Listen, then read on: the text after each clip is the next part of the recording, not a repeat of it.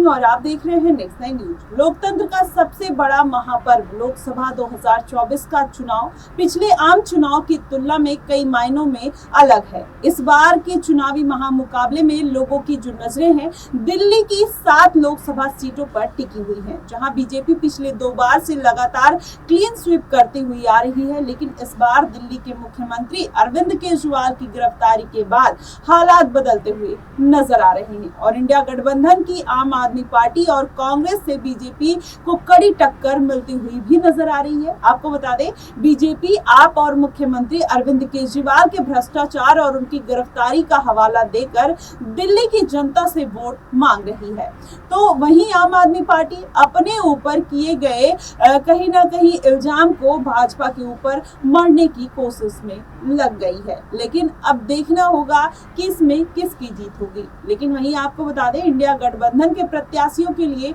Jail का जवाब vote से अभियान चलाकर इमोशनल कार्ड खेलते हुए जन समर्थन जुटाने की भी कोशिश में लगे हुए हैं और इस अभियान के तहत सभी संसदीय क्षेत्र में आप द्वारा संकल्प सभा को आयोजित भी किया जा रहा है, जिसमें लोगों को मुख्यमंत्री अरविंद केजरीवाल और उनका भाई उनका बेटा बताते हुए आप और इंडिया गठबंधन के पक्ष में मतदान करने की शपथ दिलाई जा रही है। तो वहीं इस क्रम में दिल्ली के खिड़की एक्सटेंशन में आम आदमी पार्टी के द्वारा संकल्प सभा का आयोजन भी किया गया है, जिसमें नई दिल्ली लोकसभा सीट से आप और इंडिया गठबंधन के उम्मीदवार सोमनाथ भारती के पक्ष में लोगों से मतदान करने की अपील की गई है। वहीं आपको बता दें, दिल्ली के सरकार में मंत्री रही और मुखर नेत्री आतिशी भी शामिल है, जहां उन्होंने और सोमनाथ भारती ने न केवल आप और सीएम अरविंद केजरीवाल की खूबियों का बखान किया, बल्कि बीजेपी और पीएम मोदी पर जमकर हमला भी बोला। और इस मौके पर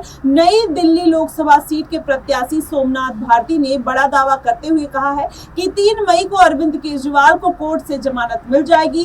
और जब उनसे एक चैनल ने बात की तो उन्होंने कहा, इस दावे के आधार पर उस बारे में पूछा गया कि क्या उनको बेल मिल जाएगी या वो जेल में ही रहेंगे, तो उन्होंने कहा कि जिस तरीके से आपके सांसद संजय सिंह को जमानत ईडी ने विरोध नहीं किया, ठीक वैसे ही सीएम केजरीवाल की भी जमानत का विरोध नहीं होगा और उनको बेल मिल जाएगी, क्योंकि वह ईडी के पास उनके खिलाफ बेबुनियाद आरोपों के अलावा कोई भी साक्ष्य नहीं है। ना ही केजरीवाल के पास 1 रुपए मिले हैं और कथित शराब घोटाले के बरामद कुछ भी ऐसा सबूत नहीं हुआ और ना ही मनी ट्रेल का भी पता चला है। वहीं इस दौरान उन्होंने पीएम मोदी और बीजेपी सरकार पर उसके 10 साल के काम और उनके दावे को लेकर हमला बोला है। उन्होंने कहा है कि पीएम मोदी ने लोगों को बेहतर शिक्षा, रोजगार, स्वास्थ्य, महंगाई से मुक्ति और देश का विकास करने जैसे झूठे वादे और अच्छे दिनों का दावा देश की जनता को ठगने का काम किया है।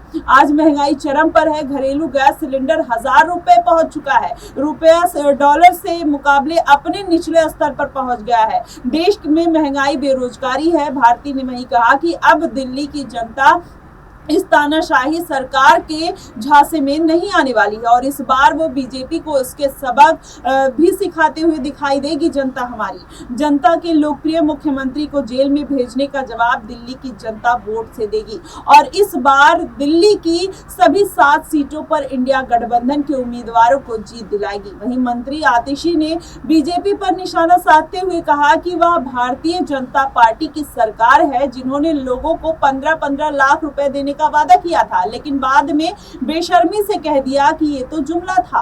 उन्होंने कहा कि गैस और पेट्रोल के दामों को लेकर निशाना साधते हुए कि सत्ता में आने से पहले भारतीय जनता पार्टी ने 30 रुपए प्रति लीटर पेट्रोल देने की बात कही थी, लेकिन आज पेट्रोल के दाम 100 के पार है। ऐसे में अब कहीं ना कहीं भारतीय जनता पार्टी और आप पार्टी में वोट को लेकर कहीं ना कहीं घमासान दिखता हुआ नजर आ रहा है। लेकिन इस 7 लोकसभा सीटों पर कौन विजय हासिल करेगा ये अभी कुछ भी तय नहीं है, लेकिन 25 मई को ये सारी अटकलें भी समाप्त हो जाएंगी। लेकिन अरविंद केजरीवाल जेल से बाहर आएंगे या नहीं, सबसे बड़ा सवाल ये है। लेकिन आज उनकी सुनवाई है, हो सकता है कि उनको कोर्ट में राहत मिलती हुई नजर आए, क्योंकि कोर्ट का रुख जिस तरीके से ईडी से तीखे सवाल पूछे गए, ऐसे में उम्मीद यही लगाई जा रही है कि अरविंद केजरीवाल को राहत मिल सकती है। फिलहाल आपको क्या लगता है कि अरविंद केजरीवाल को राहत मिलेगी या नहीं, आप हमें कमेंट सेक्शन में जरूर बताइएगा। फिलहाल के लिए बस इतना ही। देश और दुनिया की तमाम खबरों के लिए हमारे साथ बने रहिए